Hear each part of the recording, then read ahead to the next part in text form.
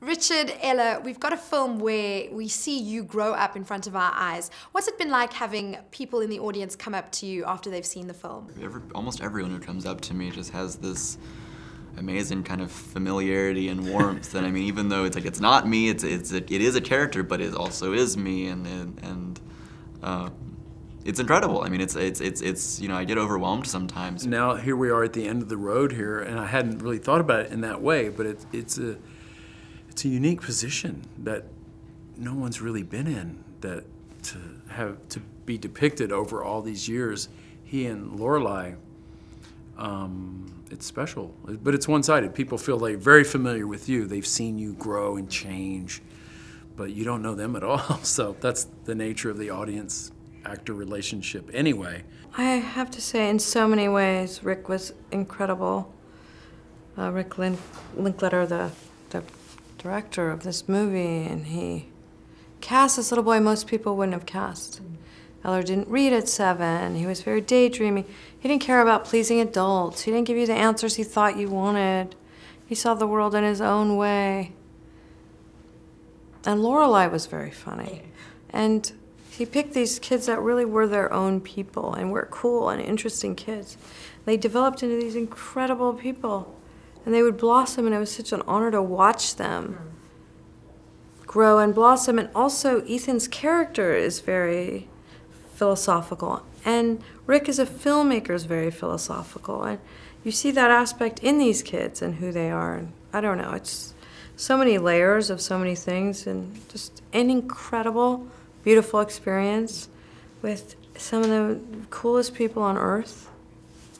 I wanted to depict that kind of bumbling through life feel. Like, it's very different. When you're a kid, you're being affected by those above you, siblings and parents. You're kind of stuck with them.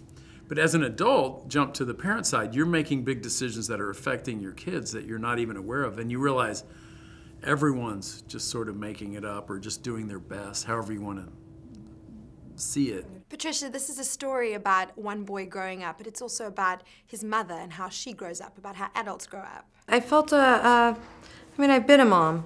I was a young mom. Yeah, I was a mom when I was 20. And I actually got my first big movie right when I turned 20. And when I found out I was pregnant. And I thought I needed to not do that movie so I could have my baby. And I didn't know if I'd have a career to go back to. So I built my career while I was raising my son, and we were poor, and I was trying to buy diapers, and also didn't know if I could buy food at the same time, and letting babysitters go, and then getting up with the baby 2 hours later, and it was hard. And then I saw that with my mom. I saw examples from my friends, and I didn't want to make a fake version of that. I felt really grateful for the caretakers and for the moms who'd taken that on, but I also didn't want to falsify the story. Ethan, this film required a 12-year commitment from you, but in that time you were a theatre actor, you were a writer, director, you've done so much. How did you manage to juggle it and keep that commitment going? This project was always so dear to my heart. I knew we were embarking on something original and something special that I just made it a priority. I mean, it was so strange for me now that it's over, because for the last decade and change, every time I would do a job, I would have to call Rick and say, hey, listen, I'm thinking about taking this job. How are we? Do you need me in the next few months? What's happening? You know, and it's kind of a miracle that we were able to figure it all out.